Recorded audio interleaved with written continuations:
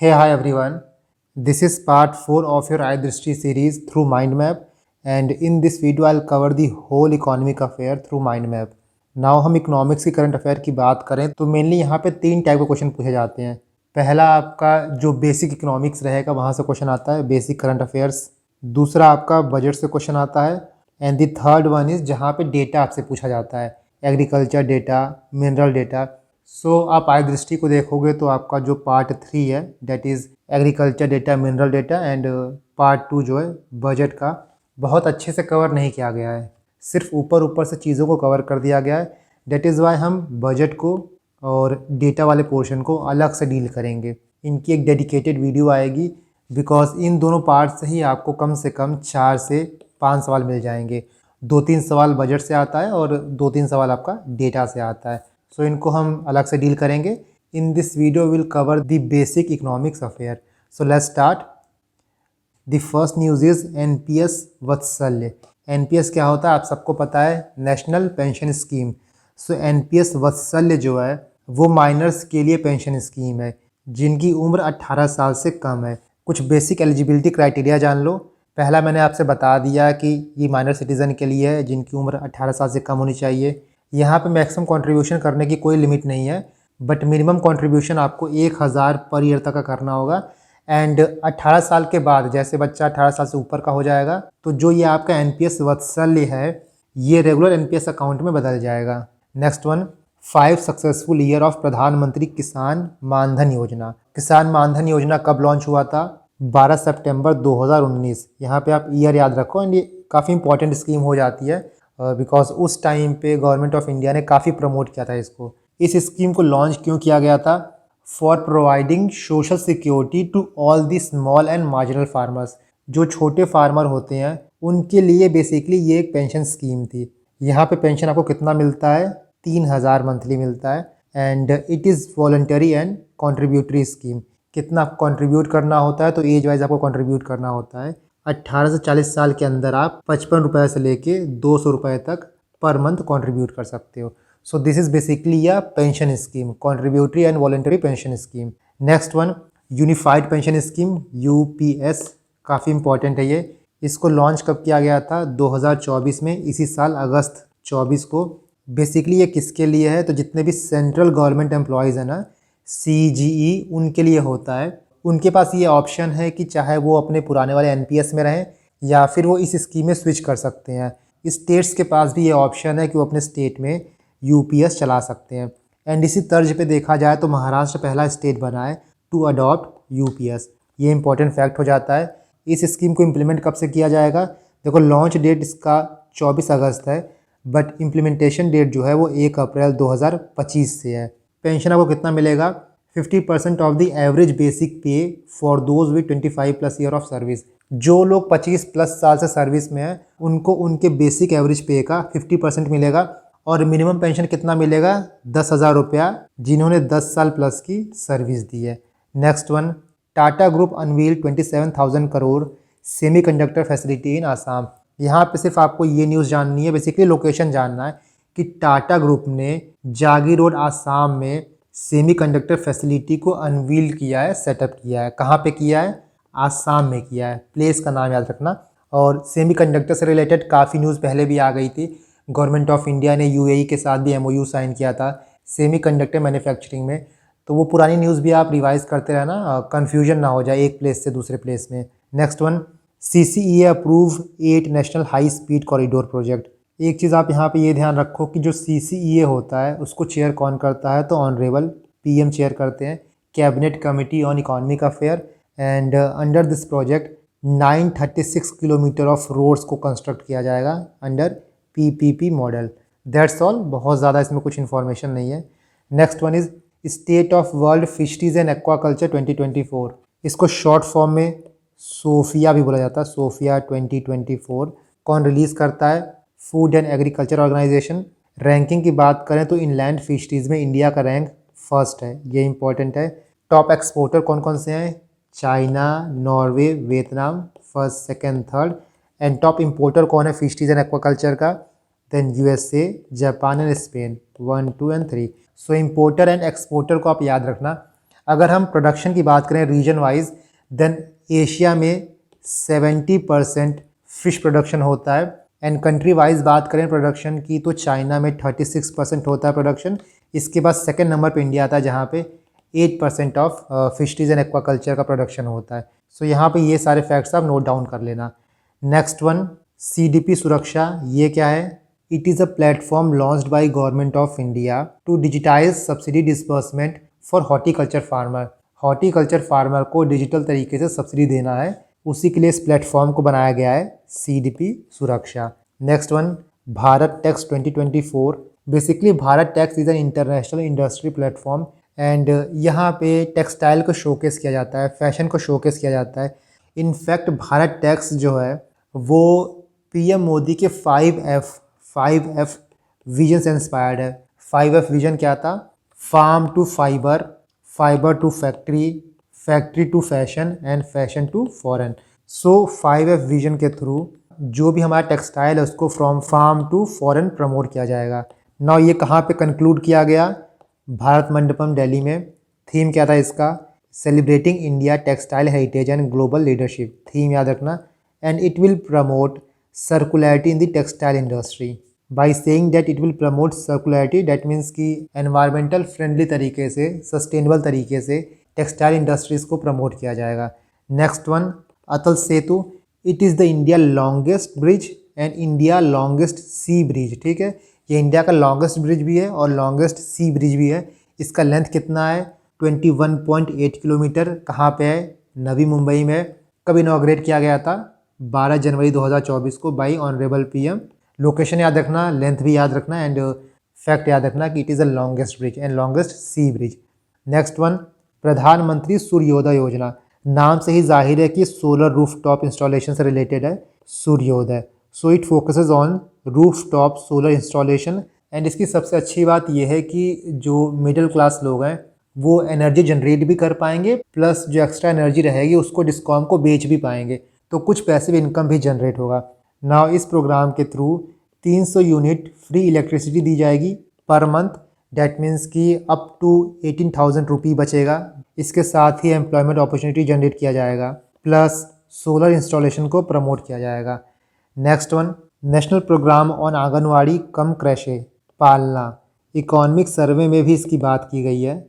शायद आपको याद होगा कि मिशन शक्ति को लॉन्च किया गया था during 15th finance commission period, मतलब 2021-22 से 2025-26 तक। बेसिकली मिशन शक्ति है क्या?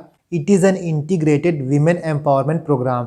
ये एक अम्ब्रेला स्कीम है for safety, security and empowerment of women. इसके अंदर मल्टीपल कंपोनेंट्स आते हैं, जैसे संभाल हो गया, सामर्थ हो गया। संभाल जो है वो safety and security of women के लिए है। यहाँ पे आप वन स्टॉप सेंटर की बात करते हो, वीमेन हेल्पलाइन की बात करते हो, बेटी बचाओ बेटी पढ़ाओ की बात करते हो, यहीं पे आपको नारी अदालत मिलता है। उसी तरह समर्थ है। समर्थ जो है वो एम्पावरमेंट के कंपोनेंट को हैंडल करता है, जैसे उज्ज्वला स्कीम, स्वधर गृह स्कीम, वर्किंग वीमेन हॉस्टल। उसी के अंदर एक और कंपोनेंट को ऐड किया गया है, national programme on Anganwadi cum creche. So mission Shakti क्या है? डिफरेंट जो वीमेन एम्पावरमेंट का स्कीम है उनको एक अम्ब्रेला स्कीम में लाना। एंड इसमें जो एक कॉम्पोनेंट समर्थ है वहाँ पे national programme on Anganwadi cum क्रैशे को ऐड किया गया है। अब देखो क्रैशे होता क्या है, क्रैशे सर्विस होता क्या है ना? जो महिलाएं होती हैं कई बार बच्चा होने के बाद वो काम नहीं कर पाती हैं क्योंकि उनको अपने बच्चों को संभालना होता है। सो इस चीज़ को प्रिवेंट करने के लिए और ये इंश्योर करने के लिए कि वीमेन जो हैं हमारे वर्कफोर्स में पार्टिसिपेट करें, बच्चा पैदा होना उनके लिए कोई हिंड्रेंस ना हो, इसके लिए गवर्नमेंट की क्या गाइडलाइन होती है कि जो भी वर्क प्लेस है वहाँ पे क्रैशे सर्विस दिया जाएगा। ठीक है, तो याद रखना ये पालना। Next one, MSME ministry launches 3 sub scheme under RAMP. RAMP programme के अंदर 3 सब स्कीम लॉन्च की गई है। कौन कौन सी स्कीम है? Gift scheme, spice scheme, ODR scheme. Gift scheme क्या है? It will help MSME to adopt green technology. Spice scheme क्या है? It will support circular economy. और यहाँ पे आप एक टारगेट याद रखना कि MSME का टारगेट है दैट बाय 2070 इनको ज़ीरो एमिशन सेक्टर बन जाना है 2070 तक। अच्छा, by the way circular economy होता क्या है? यहाँ नाम से ही बहुत ऑब्वियस है ना कि जो इकॉनमी में प्रोडक्शन होता है, कंजप्शन होता है, वो सर्कुलर वे में हो। डैट मीन्स कि रिसोर्सेज की वेस्टेज बहुत कम हो, रिसोर्स जो है वो रीयूज़ हो, रिपेयर हों, रिसाइकल हों। And the last one is ODR scheme. इसके थ्रू जो भी MSME में पेमेंट डिले होता है ना, उसको एड्रेस किया जाएगा through AI based solution. Next one, national turmeric board. कब इसको कॉन्स्टिट्यूट किया गया? 2023 में, डेट याद रखना। एंड बाकी चीज़ नॉर्मल है। It will promote turmeric export and innovation and India produces 75% of global turmeric. ना यहाँ पे आप कुछ चीज़ें याद रखो। सबसे पहले कि ये एक स्टैट्यूटरी बॉडी नहीं है, स्टैट्यूटरी बॉडी ये नहीं है, याद रखना। ये मिनिस्ट्री ऑफ कॉमर्स के अंदर आता है। गलती से एग्रीकल्चर मिनिस्ट्री मत समझ लेना, मिनिस्ट्री ऑफ कॉमर्स के अंदर आता है, क्योंकि ये एक्सपोर्ट को प्रमोट करेगा, इनोवेशन प्रमोट करेगा। इसके साथ ही ये पॉइंट लिख लेना कि ministry of commerce and industry में 5 स्टैट्यूटरी कमोडिटीज़ बोर्ड आते हैं। कौन कौन से बोर्ड्स हैं याद रखना? टी हो गया, coffee, rubber, spice and tobacco. ये 5 बोर्ड जो हैं वो स्टैट्यूटरी बोर्ड हैं एंड मिनिस्ट्री ऑफ कॉमर्स के अंदर आते हैं। Next one, Yashobhoomi. एक बात आप और याद रखना कि India is the largest producer, consumer and exporter of turmeric in the world. Next one, Yashobhoomi. Yashobhoomi क्या है? तो it is basically a convention and expo centre. कहाँ पे इसको इनॉग्रेट किया गया है? द्वारका में, न्यू दिल्ली में। किस काम आएगा? तो ये कॉन्फ्रेंस के काम आएगा, मीटिंग्स के, एग्जीबिशन फैसिलिटी हेल्ड करने के लिए आप यूज़ कर सकोगे। जगह का नाम याद रखना, Dwarka, new Delhi. Now periodic labour force survey annual report 2022-23, इसको कौन लॉन्च करता है? National sample survey office, NSSO। किसके अंदर आती है? तो मोस्पी के अंदर आती है, ministry of statistics and programme implementation. Now report की कुछ बेसिक चीज़ें देख लो, जैसे वर्कर पॉपुलेशन रेशियो कितना था, लेबर फोर्स पार्टिसिपेशन रेट कितना था एंड अनएम्प्लॉयमेंट रेट कितना है। बहुत मेजर यहाँ पे आपको डेटा मिलेंगे, बट सब कुछ बहुत निटी-गिटीज़ में जाके नहीं पढ़ना है, ब्रॉड आइडिया आपको ले लेना है। नाउ सबसे पहले ये देखो कि लेबर फोर्स पार्टिसिपेशन रेट होता क्या है, इसका फॉर्मूला क्या होता है? ये होता है total labour force upon total WAP, working age population. Working age population कितना होता है? 15 से 64 साल। ये आपका हो गया labour force participation rate. Worker population ratio कितना होता है? Then it is total number of worker upon total population into 100। ये परसेंट ये बताता है कि percent of the people who are employed in the country. इसके बाद अनएम्प्लॉयमेंट रेट, इसका फॉर्मूला होता है number of unemployed people upon total number of people. कितने लोग अनएम्प्लॉयड हैं upon total number of people कितना है in the labour force into 100। ये बताता है आपका अनएम्प्लॉयमेंट रेट। कितना लेबर फोर्स पार्टिसिपेशन रेट है? मेल का 78.8%, फीमेल का 41.7%। ये बेसिकली इंक्रीज़ हुआ है 2023-24 में। वर्कर पॉपुलेशन रेशियो कितना है? ओवरऑल 58.2% है, मेल का 76% है, फीमेल का 40% है। एंड अनएम्प्लॉयमेंट रेट कितना है? ये डिक्रीज़ हुआ है मेल में, पहले जहाँ पे 3.3% था, अब ये 3% हो गया। एंड यही चीज़ फीमेल में ये इंक्रीज़ हुआ है। ना एक बात आप ध्यान रखना कि पीरियोडिक लेबर फोर्स सर्वे कैसे होता है, किस क्राइटेरिया के बेसिस पे होता है? तो करंट वीकली स्टेटस के बेसिस पे होता है। ये टर्म आप याद रखना, current weekly status. Next one is cabinet approves MSP for kharif crop. Cabinet ने 2024-25 के लिए खारिफ क्रॉप पे MSP अनाउंस कर दी है। लेकिन मेन न्यूज़ यहाँ पे ये नहीं है, मेन न्यूज़ ये है कि MSP होता क्या है, इसको अनाउंस कौन करता है। तो देखो MSP जो है वो cabinet committee on economic affairs announce करती है, जिसको PM मोदी चेयर करते हैं। बट MSP को रिकमेंड कौन करता है? तो CACP, commission for agriculture cost and prices. CACP जो है वो MSP को CCEA, cabinet committee on economic affair को रिकमेंड करती है। बाद में ये कमेटी जो है वो अनाउंस करती है। कितने क्रॉप कवर होते हैं? 22 क्रॉप कवर होते हैं, प्लस एक शुगर केन कवर होता है। शुगर केन में FRP होता है, ठीक है। FRP मतलब फेयर एंड रिम्यूनरेटिव प्राइस, ये शुगर के लिए होता है। बाकी जो 22 क्रॉप हैं उनमें से 14 क्रॉप जो है वो खारिफ हैं और 7 जो है वो राबी हैं। कौन कौन से क्रॉप हैं यहाँ पे आप देख लेना, क्या पता कि मैच द कॉल में पूछ ले। UPSC में तो बहुत बार पूछा जाता है, स्टेट PCS में भी पूछ सकता है। सो यहाँ पे आप क्रॉप के नाम देख लेना। Next one, India export performance in 2023-2024 कौन पब्लिश किया है? Ministry of commerce and industry. India का ग्लोबल एक्सपोर्ट मार्केट बढ़ा है, जिसकी वजह से जहाँ पे इंडिया का पहले रैंक 19th था, अब 17th हो गया है। नाउ यहाँ पे आप 2023-24 के लिए इंडिया के टॉप ट्रेड पार्टनर्स देख लो। चाइना से हम ज़्यादा इंपोर्ट करते हैं और कम एक्सपोर्ट करते हैं, यहाँ पे हमारा ट्रेड डेफिसिट होता है। इसके बाद USA से हम इंपोर्ट कम करते हैं, एक्सपोर्ट ज़्यादा करते हैं। एक्सपोर्ट ज़्यादा करते हैं, इंपोर्ट कम करते हैं। यहाँ पे हम ट्रेड सरप्लस में हैं। यूएई से भी हम इंपोर्ट ज़्यादा करते हैं, एक्सपोर्ट कम करते हैं, यहाँ भी हमारा ट्रेड डेफिसिट है। रशिया से भी हमारा इंपोर्ट ज़्यादा है, एक्सपोर्ट कम है, ये भी ट्रेड डेफिसिट में आता है। एंड सऊदी अरबिया से भी हमारा इंपोर्ट ज़्यादा है, एक्सपोर्ट कम है, ये भी ट्रेड डेफिसिट है। सो सिर्फ यूएसए को छोड़ के बाकी चाइना, यूएई, रशिया, सऊदी, ये जो हमारे टॉप ट्रेड पार्टनर हैं वहाँ पे हमारा ट्रेड डेफिसिट चल रहा है। Next one, RBI meeting 2024। सो यहाँ पे मॉनेटरी पॉलिसी कमेटी की मीटिंग हुई है 2024 की। ये इंपॉर्टेंट नहीं है, इंपॉर्टेंट ये है कि एमपीसी होता क्या है। ना जो एमपीसी है वो एक स्टैट्यूटरी बॉडी है। इसको कैसे इंट्रोड्यूस किया गया था? Bye amending RBI act 1934। किसके थ्रू अमेंड किया गया था? फाइनेंस एक्ट 2016 के थ्रू एनेक्ट करके एमपीसी को सेटअप किया गया था। MPC is a 6 member body. Chairman कौन होता है इसका? RBI governor is an x officio chairman. 3 member यहाँ पे आरबीआई से होते हैं और 3 मेंबर यहाँ पे गवर्नमेंट की तरफ से होते हैं। मेन काम क्या होता है इनका? तो मेन काम होता है पॉलिसी रेट को फिक्स करना to tackle inflation. Policy rate क्या है? That is repo rate. Next one, Nobel prize in economics. Economics में 3 लोगों को नोबेल प्राइज़ मिला है, Daron Acemoglu, Simon Johnson and James A Robinson. नाम आप याद रखना, डेरोन, साइमन एंड जेम्स। किस फील्ड में इनको मिला है? तो बेसिकली इन्होंने एक रिसर्च पब्लिश किया है, एक केस स्टडी पब्लिश किया है कि why some nations are rich while some others are poor and what is the impact of societal institution on economic prosperity. So ये आप फील्ड याद रखना एंड नाम याद रखना। नेक्स्ट वन, हम यहाँ पे इकोनॉमिक के रिपोर्ट्स एंड इंडिसेस की बात करेंगे, किसको किसने पब्लिश किया एंड इंडिया की कुछ रैंकिंग वहाँ पे है तो हम वो देख लेंगे। सबसे पहले वर्ल्ड ड्रग रिपोर्ट। यहाँ पे सिर्फ ये इंपॉर्टेंट है कि इसको पब्लिश कौन करता है? United nation office on drug and crime, UNODC। World investment report 2024, इसको कौन पब्लिश करता है? UNCTAD, United Nation conference on trade and development. India की रैंकिंग क्या है ग्लोबली इन एफडीआई इनफ्लो? तो 15th है।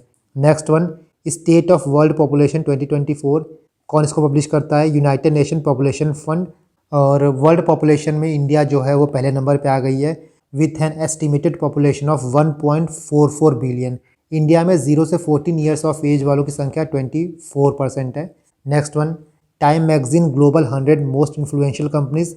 यहाँ पे इंडिया के 3 कंपनीज हैं, Reliance, Tata group and serum institute. Reliance और टाटा जो है वो टाइटन कैटेगरी में है एंड सीरम जो है वो पायनियर कैटेगरी में है। Next one, Hurun global unicorn index 2024। First number पे कौन है? यहाँ पे 2023 में कितने यूनिकॉर्न सेटअप किए गए थे उनकी बात की जा रही है। फर्स्ट पे यूएसए है, सेकंड पे चाइना, थर्ड पे India.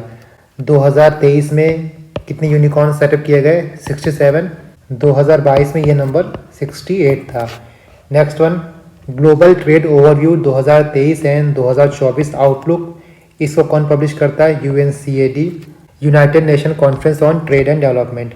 Next one, leads 2023 logistic ease across different state, ये इंडेक्स कौन निकालता है? Ministry of commerce and industry. And इस इंडेक्स की बात करें तो यहाँ पे आप सिर्फ इतना जान लो कि यूपी यहाँ पे अचीवर कैटेगरी में है और बिहार यहाँ पे एस्पायरर कैटेगरी में है। बिहार एस्पायरर है, यूपी अचीवर है। और एक चीज़, ये जो लीड्स 2023 है इसको वर्ल्ड बैंक के लॉजिस्टिक परफॉर्मेंस इंडेक्स LPI के लाइंस पे फ्रेम किया गया है, इसको वर्ल्ड बैंक लॉन्च करता है। Next one, first delta ranking of aspirational block programme. ये प्रोग्राम किसके अंदर आता है? नीति आयोग के अंदर आता है। मैंने लास्ट वीडियो में भी इसको क्लैरिफाई किया था। 2 प्रोग्राम होता है, एक है आपका एस्पिरेशनल ब्लॉक प्रोग्राम और एक है एस्पिरेशनल डिस्ट्रिक्ट प्रोग्राम। जो एस्पिरेशनल ब्लॉक प्रोग्राम है उसको 2023 में लॉन्च किया गया, एस्पिरेशनल डिस्ट्रिक्ट प्रोग्राम को 2018 में लॉन्च किया गया था। एस्पिरेशनल ब्लॉक प्रोग्राम कहाँ कहाँ फैला है? तो टोटल 500 ब्लॉक में इसको रन किया जा रहा है, जो कि 27 स्टेट में है और 4 यूटी में है। Next one, migration and development brief 40, इसको कौन लॉन्च करता है? इस रिपोर्ट को, इस इंडेक्स को वर्ल्ड बैंक। इंपॉर्टेंट है, याद रखना। सबसे ज़्यादा रेमिटेंस किस कंट्री को मिला है? इंडिया को, $120 बिलियन। सेकंड नंबर पे कौन सी है कंट्री? मैक्सिको। सबसे ज़्यादा पैसा कहाँ से आता है इंडिया में एज अ रेमिटेंस? यूएसए से, इसके बाद सऊदी से। इसको याद रखना क्योंकि बहुत लोगों को ये लगता है कि सऊदी से आता है, बट नहीं, सबसे ज़्यादा यूएसए से आता है। Next one, index of economic freedom कौन इसको लॉन्च करता है? Heritage foundation. इंडिया की रैंकिंग कितनी है? 126। टॉप रैंकिंग की बात करें, फर्स्ट पे सिंगापुर, सेकंड पे स्विट्ज़रलैंड एंड थर्ड पे आयरलैंड। लास्ट पोजीशन किसकी है? नॉर्थ कोरिया की, जिसका रैंक 176 है। Next one, Fortune global 500 Fortune magazine launch करती है। टॉप कंपनीज कौन कौन से? टॉप 3 कंपनीज, वॉलमार्ट पहले नंबर पे, second Amazon, third one is state grid corporation of China. India से बात करें तो टॉप 500 में इंडिया की 2 कंपनियां हैं, Reliance industry 86 position and LIC 95th। Next one, world economic outlook. World economic outlook कौन पब्लिश करता है? IMF। ये इंपॉर्टेंट है, इसको याद रखना। नाउ हमने आप इंडेक्सेस देख लिया, इसके बाद हम मिसलिनियस न्यूज़ को देखते हैं। First one is 27th national conference on e governance. कहाँ पे इसको लॉन्च किया गया? मुंबई में। थीम क्या था इसका? विकसित Bharat, secure and sustainable E services delivery. नाम से यहाँ जाहिर है कि यहाँ पे क्या प्रमोट किया जाएगा? ई गवर्नेंस को यहाँ प्रमोट किया जाएगा। IPEF elected India as a vice chair of supply chain council. IPEF क्या है? Indo Pacific economic framework. India अगर वाइस चेयर इलेक्ट की गई है तो चेयर कौन कर रहा है इसको? USA चेयर कर रही है। और भी कुछ अपॉइंटमेंट्स हुए हैं, बहुत ज़्यादा ज़रूरी नहीं है, बट देख लो। रिपब्लिक ऑफ कोरिया को chair of crisis response and Japan को vice chair of labour right advisory board. ठीक, ये 2 देख लेना, इतना ज़्यादा इंपॉर्टेंट नहीं है, सिर्फ इंडिया का याद रखो कि India is appointed as a vice chair.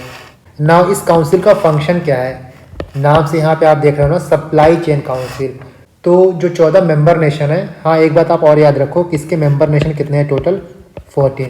In 14 member nation में जो सप्लाई चेन है उसको और ज़्यादा रोबस्ट करना, और ज़्यादा स्ट्रॉन्ग करना, और ज़्यादा रिलायबल करना। Next one, UK as India 4th largest export market. UK emerges as India 4th largest export market. UK 4th है तो टॉप 3 कौन सा है? टॉप इंपोर्टर कौन कौन सी है? फर्स्ट चाइना, बहुत ऑब्वियस है, second Russia, third UAE। So top export market India का एंड टॉप इंपोर्ट मार्केट, इसको याद रखना, ये काफ़ी इंपॉर्टेंट है। Next one, India largest trading partner in financial year 2024। Top 3 partner कौन कौन से हैं? फर्स्ट पे चाइना है, सेकंड पे USA, थर्ड पे UAE। ये टॉप 3 ट्रेडिंग पार्टनर है। इसके बाद चाइना, USA, UAE के बाद आता है रशिया, 4th पे आपका रशिया है। चाइना से हमारा इंपोर्ट भी बढ़ा है, चाइना से हमारा एक्सपोर्ट भी बढ़ा है। Next one, world poverty clock. इसको किसने डेवलप किया है? वर्ल्ड डेटा लैब ने। इसका काम क्या है? Basically to focus on real time poverty forecast till 2030। ऐसा ही एक poverty estimate paper NITI Aayog ने भी रिलीज़ किया था, multi dimensional poverty in India paper.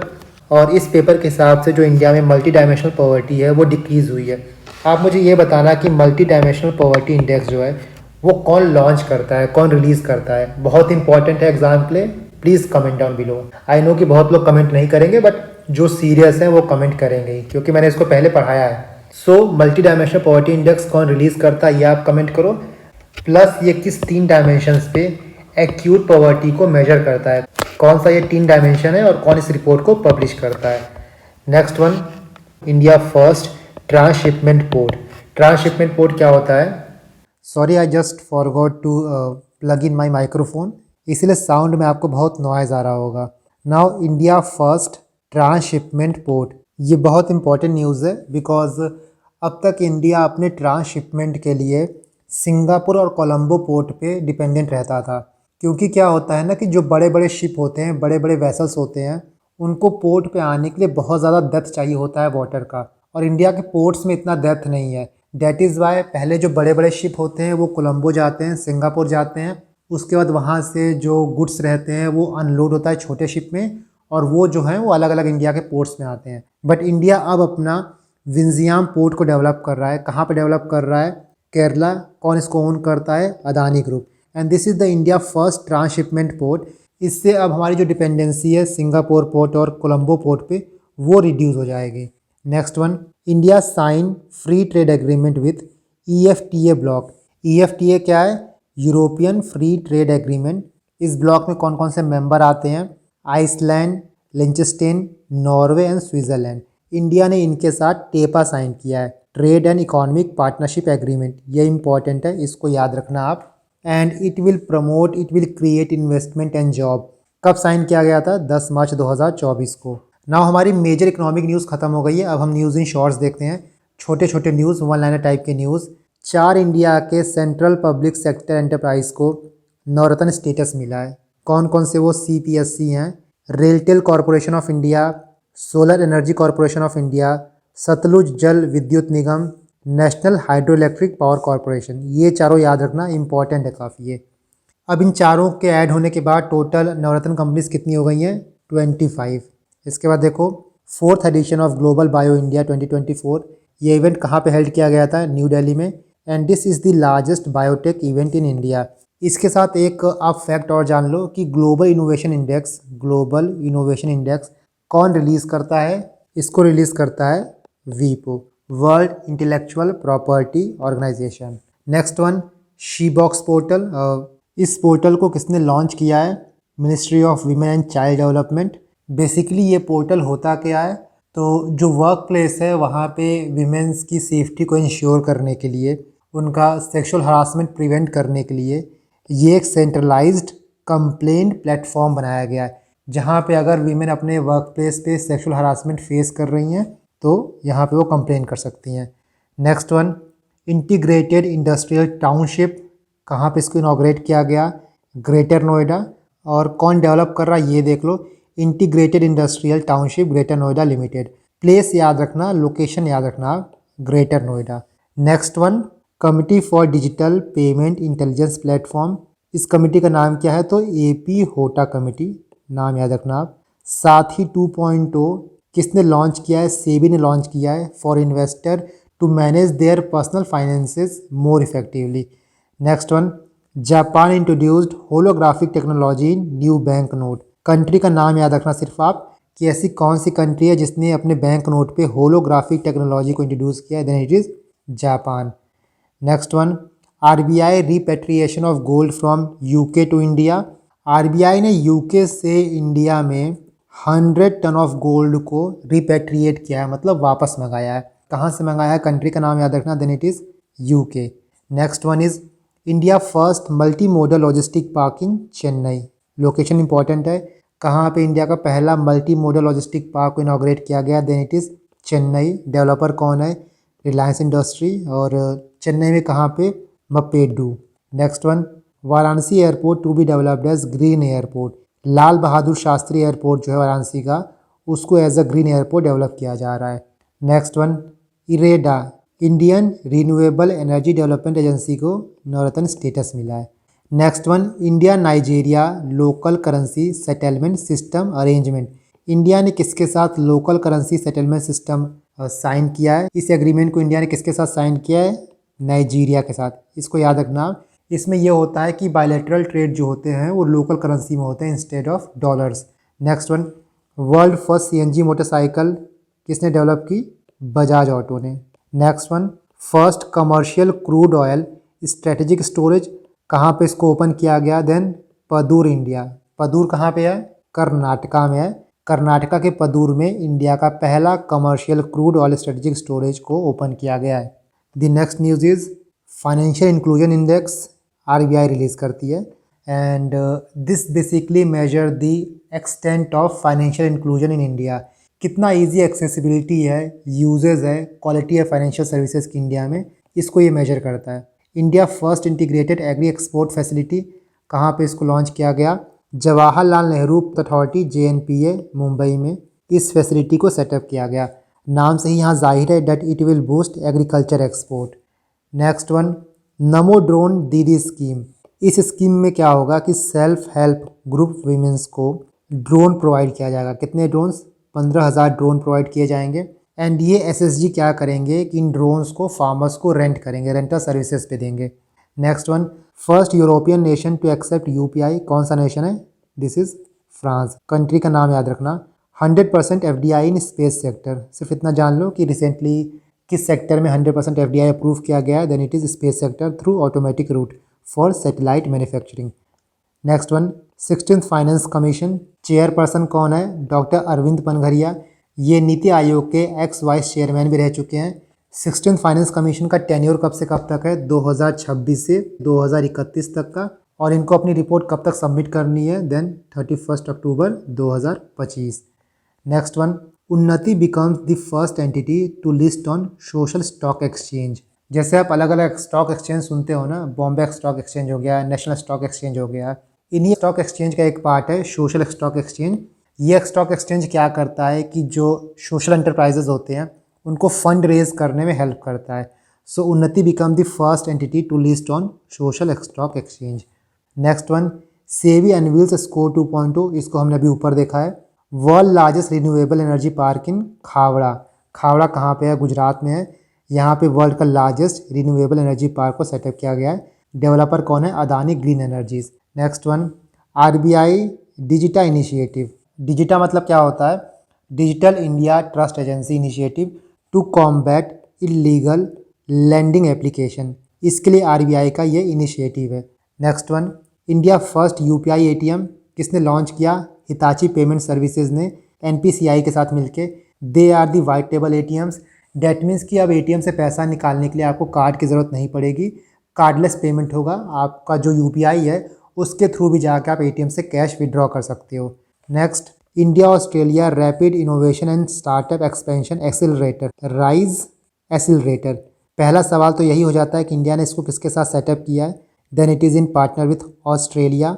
Rise initiative को किसने लॉन्च किया था? अटल innovation mission and NITI Aayog ने। Next one, global economic prospect report 2024 कौन रिलीज़ करता है इसको? World bank. ये इंपॉर्टेंट, इसको देख लो। इसके बाद लास्ट है और ये इंपॉर्टेंट न्यूज़ है, Madhya Pradesh gets India largest tiger reserve. तो इस टाइगर रिजर्व को दो वाइल्ड लाइफ सेंचुरी को मर्ज करके बनाया जाएगा, Nauradehi wildlife sanctuary and Rani Durgavati. इन दोनों को मर्ज करके एक टाइगर रिजर्व बनाया जाएगा। कहाँ पे ये लोकेटेड है? Damoh district. And it will become the 7th tiger reserve in the state. MP का 7th ये टाइगर रिजर्व रहेगा। So this is all your economics current affair. और जैसा मैंने बताया कि दो चीज़ आपकी बची हुई है, एक है आपका बजट और दूसरा है data, mineral data and agriculture data. इसको हम नेक्स्ट वीडियो में कवर कर लेंगे, इसका एक सेपरेट वीडियो रहेगा। आय दृष्टि का आई थिंक कि 2-3 लेक्चर और आएगा। 2 लेक्चर तो नॉर्मल रहेगा, एक एनवायरनमेंट का, दूसरा साइंस एंड टेक का। एंड जो लास्ट लेक्चर रहेगा उसमें मैं जो छोटे छोटे न्यूज़ हैं उनको कैसे याद करना है बेसिकली कंपाइल करके ऐसे माइंड मैप के फॉर्म में मैं आपको प्रोवाइड कर दूंगा, सो दैट रिवीजन आपका बिल्कुल हैसल फ्री हो जाए। चलो तो see you in the next video. इस पीडीएफ को आप टेलीग्राम से डाउनलोड कर सकते हो। टेलीग्राम का लिंक आपको डिस्क्रिप्शन बॉक्स में मिल जाएगा।